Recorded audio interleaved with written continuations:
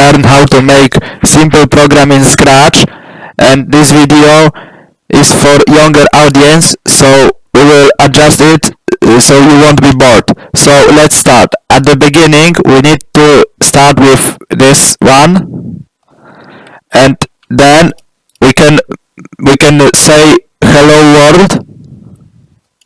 So let's pick this one and let's write hello world, and now let's say, yeah, it looks very good, but it's kind of boring, so let's make our program a little bit exciting. So let's do some kind of shit like this, and let's go with movement, and it's right there. So we will move our character into 10 steps to the right side. So let's check. It looks very good, but we can move it a little bit further.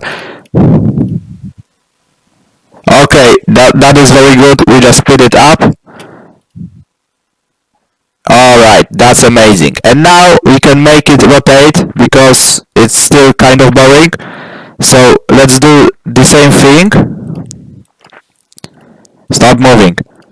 And let's go with turning. We will turn it 5 degrees every 0.01 seconds, and we will repeat it 72 times.